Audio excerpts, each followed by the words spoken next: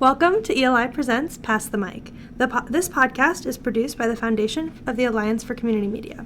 The Foundation works to advance community media through educational programs, research, and by raising the visibility of our field nationwide. Pass the Mic is hosted by Emerging Leaders Institute alumni and features conversations with the people who help build community media and the leaders who are shaping where it goes next. I'm Rachel Camel, the Patron Member Coordinator at the Community Media Center of Carroll County. I participated in the Emerging Leaders Institute in 2024, and I've been involved in community media since 2022. Today, I have the honor of being joined by Jasmine White, the Executive Director of Montgomery Community Media. To start us off, how long have you been involved in community media?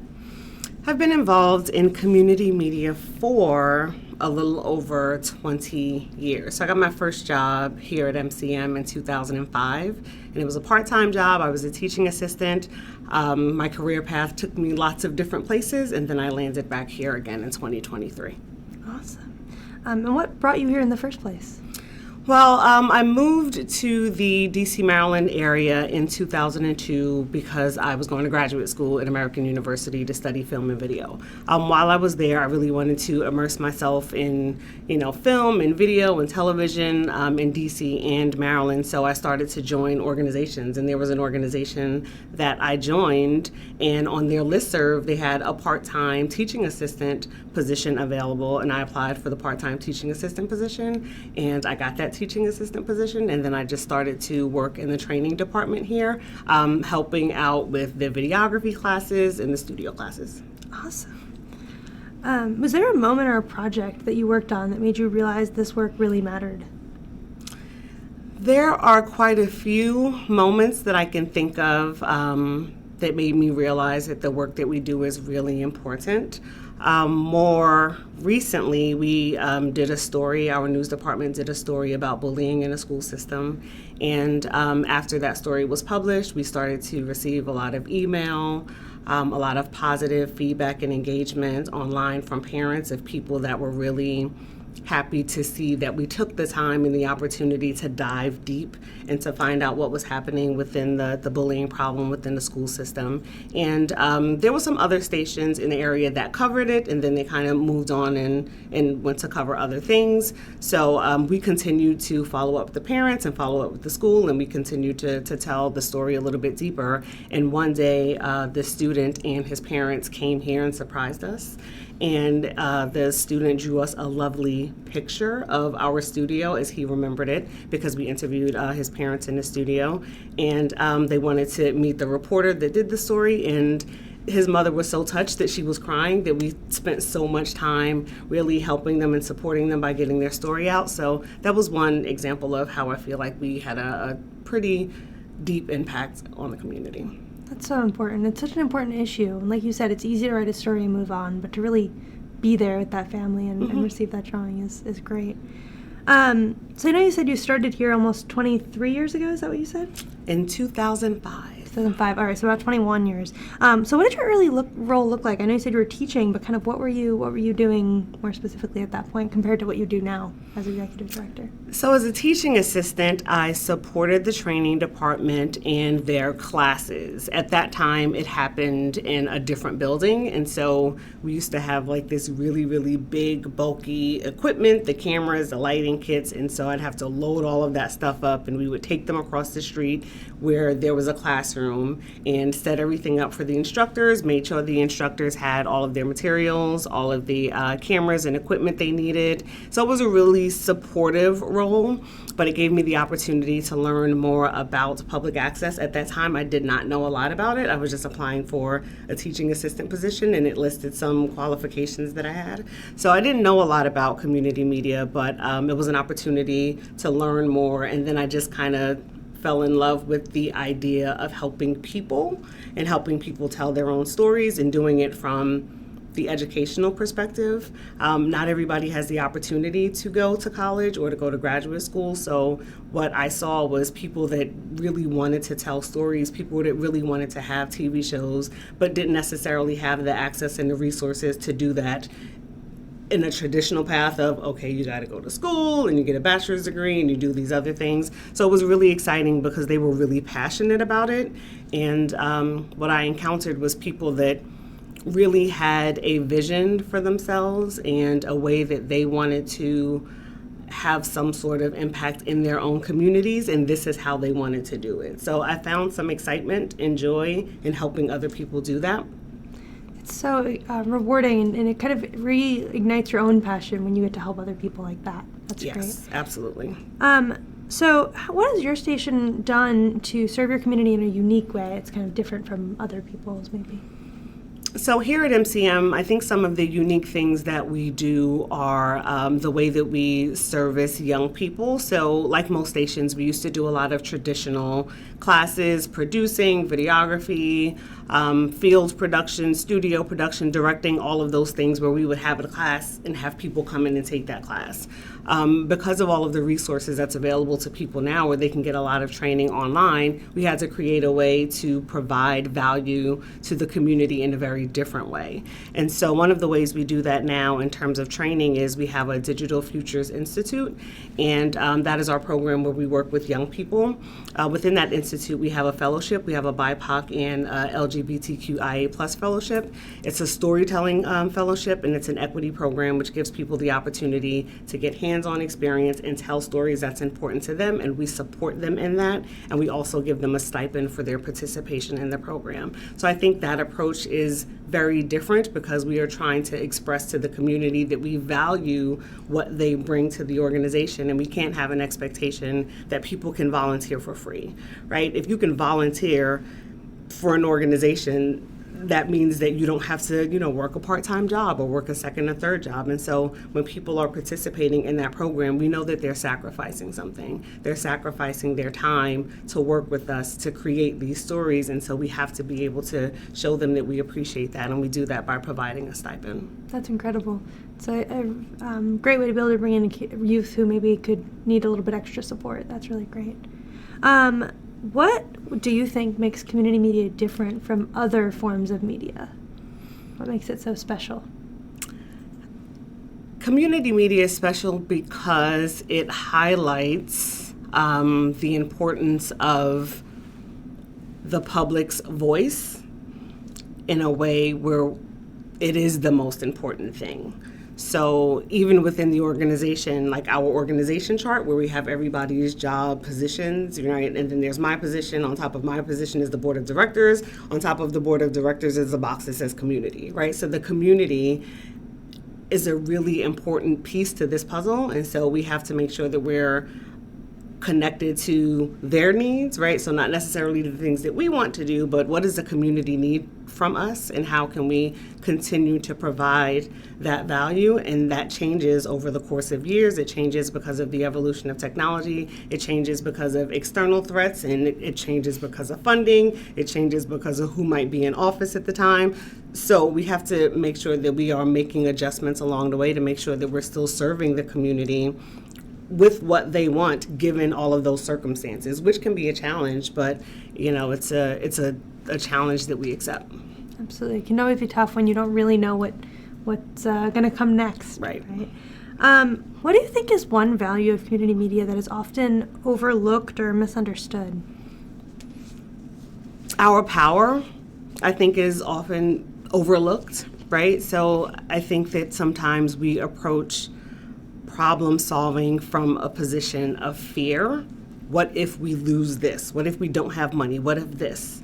And I think that all of these challenges that exist, there is a way that we can acknowledge and appreciate that they are real, but we can also take those challenges and turn those into opportunities. And so we have to step out of the position of the negative space of the what if and just kind of going down that rabbit hole, because that's not helpful, right? It doesn't help to what if we're not here and this doesn't happen and we don't have any money? Okay. So we acknowledge that these threats exist, but now what do we do, right? So we have to ask ourselves, best case scenario, if we were creating community media today, what would that look like? How should we structure it? How would you structure it? What would make it important to you if you weren't involved? So I think that one of the things that is overlooked is how powerful we are, how powerful media is. We know it's powerful because of the things that we see externally and nationally, and how people are making an attempt to restrict some of those voices and opinions. So we know that we have a very powerful tool that we can use. And I think that we need to be a little bit more strategic in our messaging and how we use it to support our future. Absolutely. I think that's a great outlook on it. I'm going to pivot a little bit, as this is a podcast for ELI, Emerging Leaders. I want to talk about leadership a little bit. What are some leadership lessons that have stayed with you over time? There are lots of leadership lessons.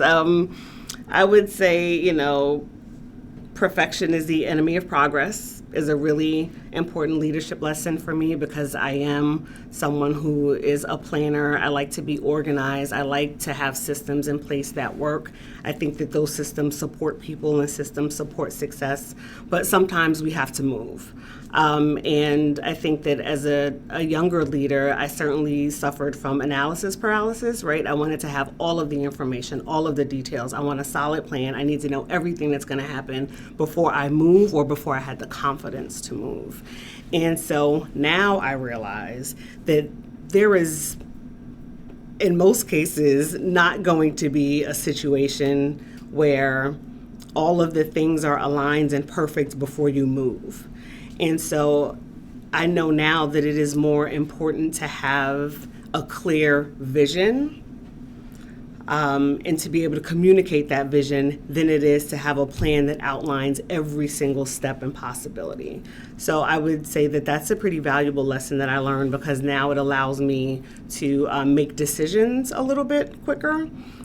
Because it's more important that people just understand the bigger picture and understand the vision, and then they can help with the plan and they can help with implementing the process, and that I don't need to have all of these things figured out before I move forward. Absolutely. I think especially like you mentioned, everything's constantly changing, so you could have a really detailed plan and tomorrow that wouldn't work anyway. So I think that's a great kind of... And you have to pivot, right? Yeah. So something that you think might work today and it might be a good idea today, and now you have new information, and we have to be able to pivot and change course in a way that makes sense for the organization, so that people understand the direction, people are clear on what they're doing, people feel involved and invested. And so that's a leadership challenge, because you have to figure out how to do all of those things and not move too fast. And make sure that all of your folks are lockstep together with you. Absolutely. What's a lesson you think you maybe learned the hard way? The hard way.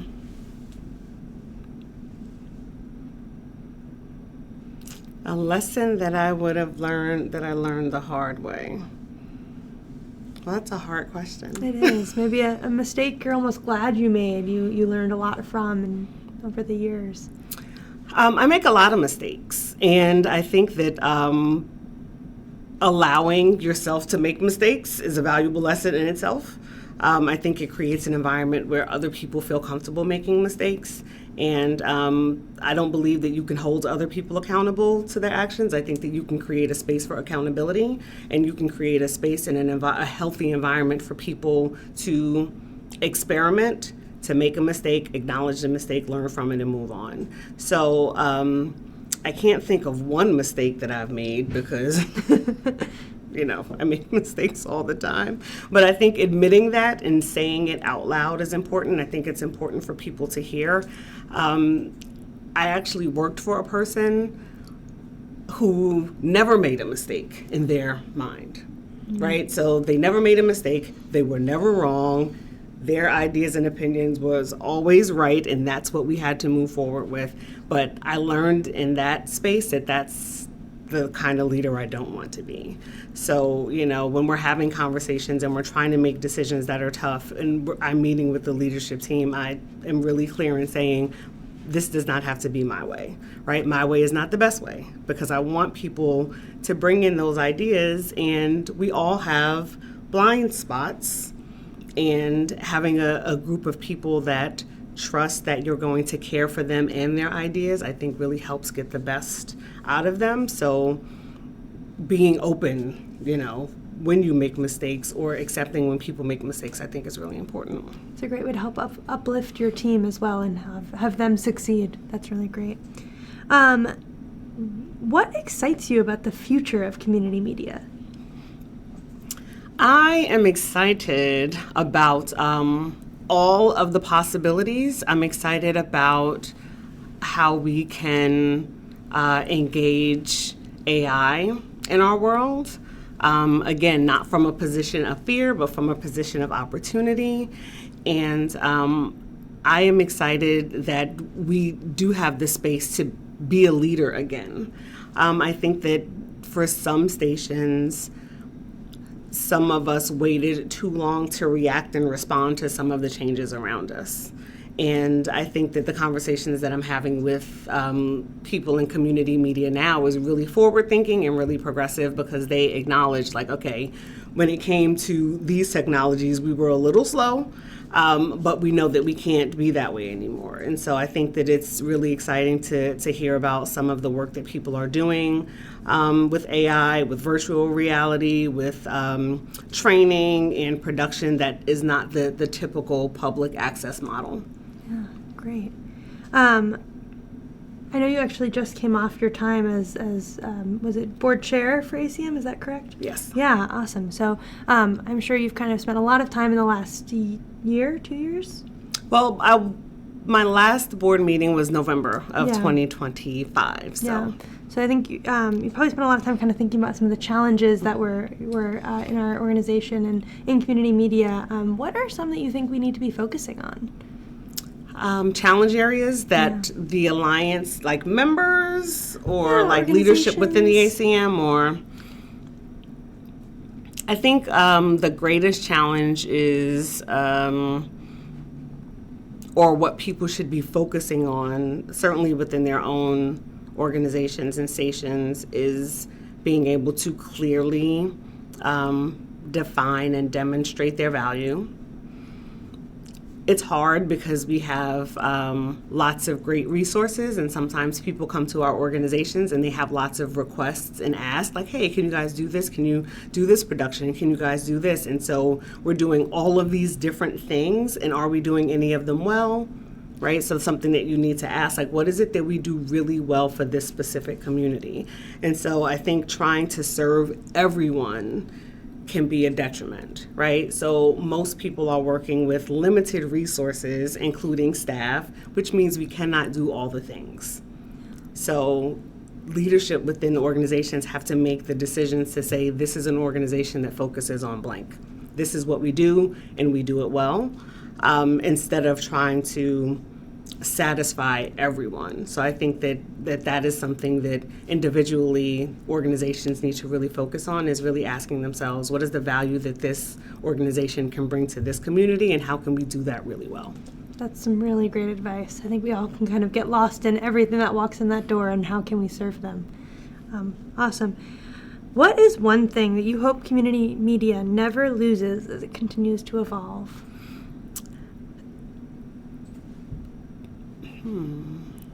One thing I hope community media never loses is the advocacy piece.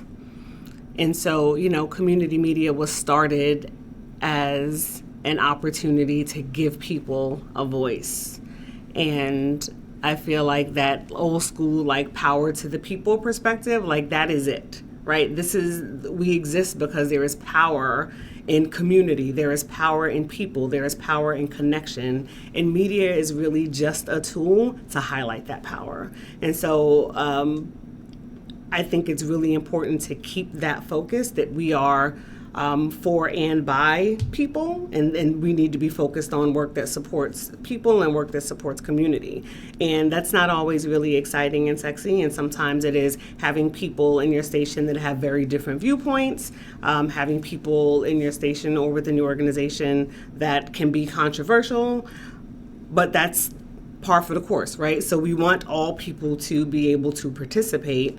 And I think it's really important that we keep that message that we are powerful together.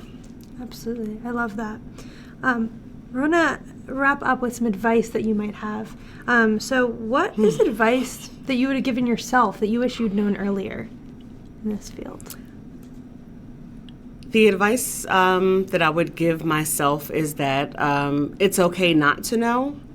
You don't have to know how to do everything, but it's really important to be curious, to ask questions, and that is a great way to find your place and to find your space. And I would also say to my younger self, to be comfortable and lean into the things about me that make me different, because that is what I think makes me a good leader. It's really just my perspective, right? It's really just that nobody else on this earth is me. Nobody else was born to my mother and my father and grew up where I grew up and faced whatever challenges that I faced, or had the opportunities, or had my experiences. And all of those things make up your life story, and all of those things make up your approach to leadership, your approach to problem solving, your approach to decision making. And it's good to look to people that you admire and see how they operate and to see how they lead, but I think it's more important to look inwardly to say, like, what makes me special? Like, what makes me different? What is it about me that is very different than everyone on my team, right? And sometimes it can just be where you're from, because you and I are both from New York, right? And so New Yorkers operate in a very specific way in terms of, the pace in which we move, in terms of our awareness and situational awareness, because if you grew up in a space where you just had to be aware of different things, so the way that you process information might be a little bit different than someone that comes from a space where the pace is a little bit slower. And so it's important to lean into the things that make you different, because that is going to help make you a stronger leader. That's great advice. I think, like you said, we often turn to leaders we admire, and that's important, but we're never going to be them. We need to be us. I love that advice. What would be advice you'd give to somebody just starting out in community media? If someone's just starting out and this is a space where they see a path for themselves and they enjoy the work, the advice that I would give is to develop a really broad network of friends and of colleagues from all over the country, because those are the people that I lean on. And I didn't know it at the time that, a person that I met at a conference in Boston 20 years ago is going to be the same person that I might call today to say, hey, I'm working on this thing. I know you mentioned that you had some experience. Can you, give me some input or some information? So I didn't realize how important that was then, and I didn't even realize that it was happening, because I was just meeting people at conferences that just happened to be nice, and that I thought were friendly, and that we were doing similar things, and so we stayed connected. And then I started to realize, like, this is actually my network, right? This is my professional network. These are the people that have supported me over the past 20 years. If there was a job that I was considering, I would call them to say, I'm interested in doing this job. I know that you've done something similar. Do you think I can do it? What do you think my strengths or weaknesses are? What are the blind spots and the things that I need to be aware of? So having that gave me some confidence to be able to move into leadership positions, is because I knew some folks that I could call and ask them, okay, you've seen me in certain environments, you know this job, is this something you think that I could really do? And then also understanding that for all of us, we're all learning. We're always learning, right? So I don't think that there is any situation or any job where you actually know exactly how to do it. You have to get there, and you have to have the skill set to learn how to do it. But it doesn't mean that you'll know before you get there. But I feel pretty good now understanding, like, oh, I don't have to know all of these things, because I know people who can also point me in the right direction if I needed to get some consultants or a vendor or bring in an expert. So for folks who are interested in leadership within this space, I would say build your network, learn as much as you can, and don't feel like you need to know everything. Some really great advice, and I think that network is so important. And I think something that's really unique about community media is everyone, like you said, is always learning. It's not, oh, I'm an executive director, I know everything. Like, the executive directors are learning from the emerging leaders, and the emerging leaders are learning from the executive directors, and everything in the middle.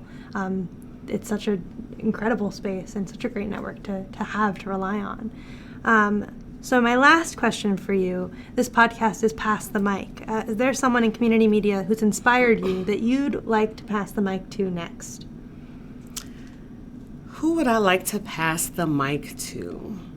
I would like to pass the mic to Luis Mendoza at Capital Community Media in Salem, Oregon. All right, we'll get them on the list. Thank you for listening to this episode of ELI Presents Pass the Mic. And Jasmine, thank you for dedicating your time to this. We appreciate it. If you enjoyed this conversation, be sure to subscribe and follow along as ELI alumni continue passing the mic to leaders who built the community media and those leading it forward. If you enjoyed this podcast, rate and review it wherever you listen to your podcasts. And if you're able, please consider supporting the foundation of the Alliance for Community Media. Your donation helps sustain programs like the Emerging Leaders Institute, the Hometown Media Awards, and the Inclusion, Equity, and Engagement Caucus. Every contribution makes an impact. We'll see you next time when we pass the mic.